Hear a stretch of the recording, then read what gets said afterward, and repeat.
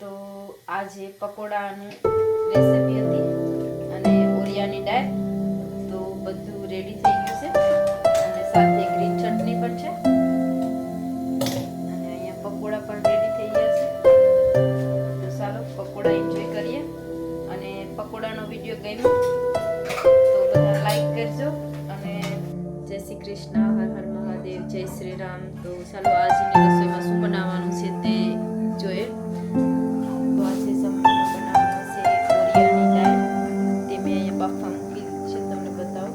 તો આજે સાંજની રસોઈમાં ઓરિયાની દાળ બનાવવાના છે. તો મેં અહીંયા ઓરિયાની દાળ બાફી નાખી છે.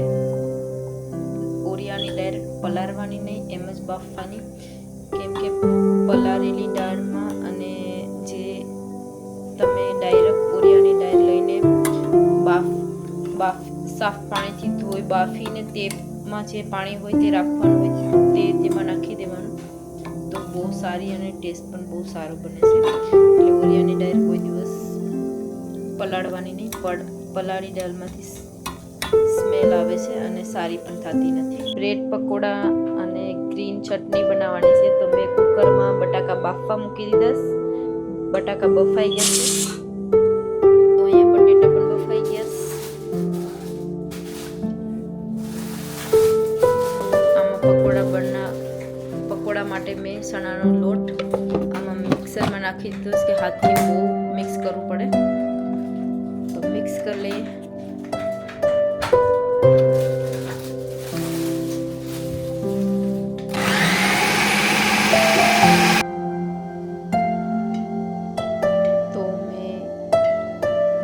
રાઈસ બનાવવાની છે. તો રાઈસમાં તેલ ગરમ થઈ ગયું તો થોડું જીરું નાખી દઈએ. બહુ બારવાનું નથી, થોડું લાલ થાય ત્યાં સુધી રાખવાનું છે. એકદમ છૂટા રાઈસ બનાવવાના છે. તો દાળમાં નાખવા માટે હિંગુ લાવ્યા છે. સિંગને આપણે ઓરિયાની દાળમાં નાખી હોય તો બહુ સારી લાગે, ટેસ્ટી લાગે છે. તો ઘણા બધા લોકો તો ઓરિયાની દાળ ન ખાતા હોય, મેં પણ નથી ખાતી. મારા મમ્મીએ જ્યારે એકવાર મને બનાવીને મેં ખાધી તો એટલી ફાઇન ટેસ્ટી હતી. તો ત્યારથી મેં પણ ઓરિયાની દાળ ખાવાનું ચાલુ કરી દીધું છે. તો તમે લોકો પણ ન ખાતા હોય તો બી એકવાર ઓરિયાની દાળ ટ્રાય કરજો.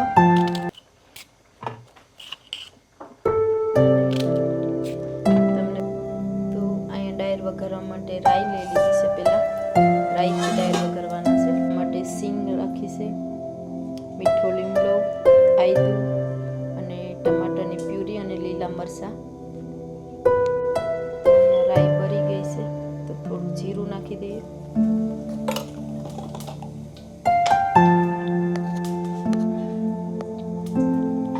જો આમાં તમારી પાસે મીઠો લીમડો વધારે હોય તો વધારે નાખી શકાય. મીઠો લીમડો નાખવાથી વધારે બહુ સારો ટેસ્ટ આવે છે અને મીઠો લીમડો ખાવા માટે પણ સારો છે.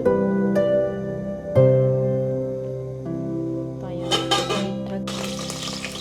અહીંયા મેં ખાલી સિંગ જ તેલમાં શેકવા માટે નાખી છે. બીજું કોઈ વસ્તુ વઘારવાનું નથી નાખ્યું.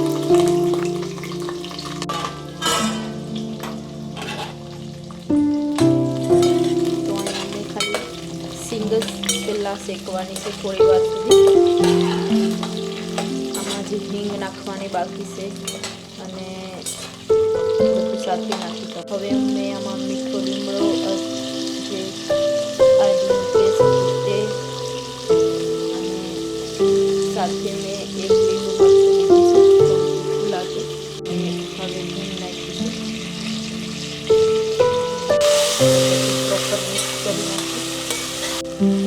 આયદું ને લીમડો બધું એટલા માટે લેટથી નાખ્યું કે તેલમાં નાખીએ એટલે સીધું એકદમ વરીને કાળું થઈ જાય છે. તમે પહેલાં સિંગને ફ્રાય કરી નાખી અને પછી નાખ્યું તો આયદું ને બધું એવું દેખાય છે. તો આપણે ડાયરેક્ટ ઓઇલમાં નાખીએ તો એકદમ બ્લેક થઈ જાય છે.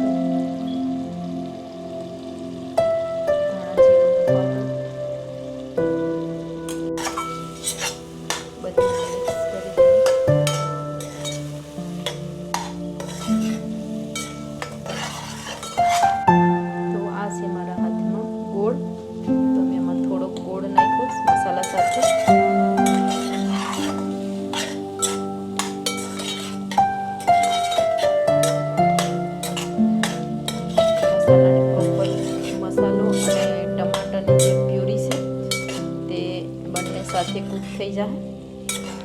તો મેં આ મસાલામાં 1 મોટી ચમચી જેટલું પાણી થોડું એડ કરી દીધું છે કે મસાલો એકદમ ઓઇલમાં બ્લેક ના થઈ જાય એટલા માટે. મસાલો રેડ જ રહે, નકર પછી એકલા તેલમાં શેકવાથી મસાલો કાળો મારી જાય છે. તો અહીંયા સાઈડમાં મેં આ ઓવરિયાની ડાળ બાફીને રાખેલી છે, તે બધી ડાળ એમાં નાખી દઈએ. મેં ધીરે ધીરે કરીને નાખું કેમ કે ડાળ આપણે આખી જ રાખવાની છે, નકર બધી ડાળ તૂટી જાય. અને હવે બહુ મિક્સ પણ નથી કરવાની. એમાં જે પાણી જોઈએ આપણે એને થોડું તેટલું પાણી નાખી દઈશું અને થોડી વાર સુધી થોડો જાડો વઘાર થાય ત્યાં સુધી બાફવા દઈશું.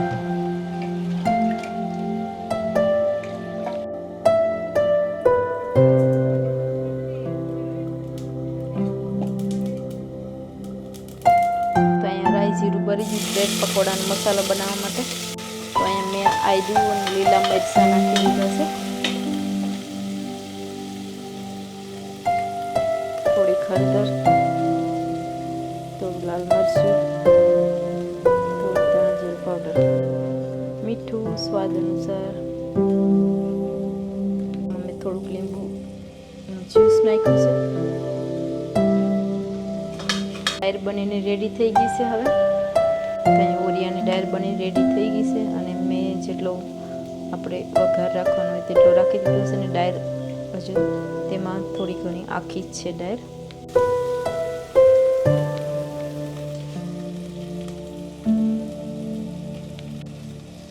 બધા બટાકા નાખી દઈએ. જે બટાકાની સૂકી ભાજી કરી, મસાલાવાળી સૂકી ભાજી કરી છે. થોડા લીલા મરચાં નાખ્યા છે અને સૂકેલું મરચું પણ લાલ મરચું નાખ્યું છે. બધાનો ટેસ્ટ આવે તેમાં પકોડામાં. તો પ્રોપર મસાલામાં મિક્સ કરી દઈએ. ધાણા પણ નાખી દઈએ, ધાણાનો ટેસ્ટ આવી જાય. મને થોડા બટાકા મોટા મોટા લાગે છે, તમે આનાથી થોડું દબાવી દઈએ એટલે એકદમ બધા તૂટી જાય. તો મેં ગ્રીન ચટણી બનાવવા માટે લીલા મરચાં 2 લીધા, આદુ અને ધાણા. ખાટી મીઠી ચટણી બનાવવા લીંબુનું જ્યુસ. તો ગ્રીન ચટણીમાં થોડું પિંક સોલ્ટ નાખ્યું છે અને થોડી સુગર, 1 ગ્લાસ પાણી, મિની ગ્લાસ છે. તો ચટણીને મિક્સરમાં પીસી લઈએ. તો અહીંયા ગ્રીન ચટણી પણ બનીને રેડી થઈ ગઈ છે અને ગ્રીન ચટણીનો કલર પણ કેટલો ગ્રીન, આમાં કોઈ કલર ફૂડ કલર એડ નથી કર્યો. આ જે ધાણાનો જ કલર છે. તો બ્રેડમાં થોડી ગ્રીન ચટણી લગાવી દઈએ બંને બાજુ. ગ્રીન ચટણીનો તો કલર એકદમ નેચરલ કલર, બહુ સરસ કલર દેખાઈશ. Green green. તો સાથે જે બટેટાનું આપણે પકોડા માટે મિક્સ બનાવ્યું છે તે લગાવી દે એમાં પ્રોપર બ્રેડમાં આવી રીતે.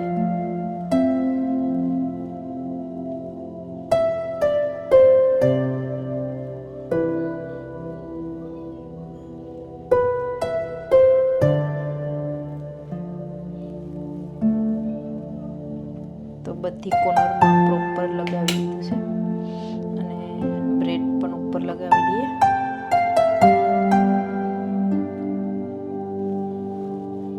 થોડું દબાવી દઈએ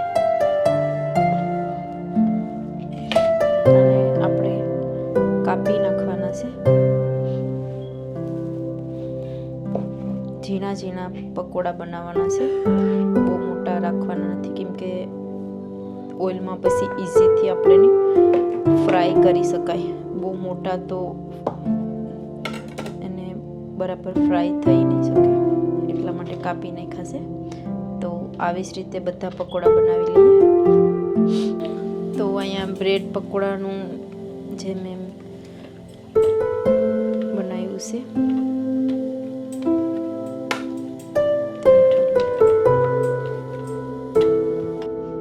તો બ્રેડ પકોડા તળવા માટે બધું રેડી છે. પકોડા જે બન્યા નથી તો અહીંયા મેડમ રેડી છે, અને પોતાનું ખાવાનું તો નહીં પણ સ્કૂલ માટે પણ બ્રેડ પકોડા કરી આપજો એવી ફરમાઈશ આવી ગઈ છે.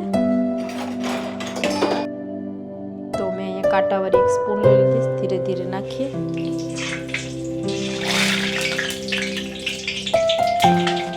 સાસથી તો ડરીને ભાગી.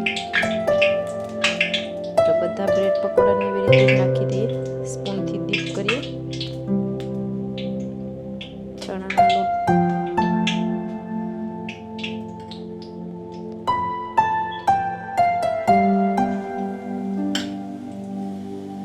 તો અહીંયા થોડી બુંદી પણ બની જાય જલ્દી, અને સાઈડમાં બધી બુંદી નીકળી.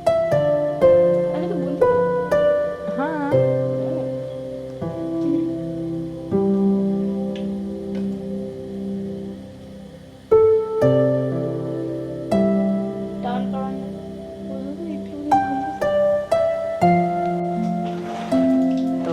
વારી દઈએ પકોડાને. પકોડા એકદમ ફૂલી. તો બધા પકોડા રેડી કરી લઈએ, અને અહીંયા તો પકોડાનો ડાન્સ થઈશ. તો અહીંયા થાળી લઈને ઊભી ગેસ પકોડા માગવા વાળા. પકોડા તો હજી રેડી થયા નથી, તો પેલું પકોડું માગવા વાળાને આપી દઈએ. હા ધગી જાય તો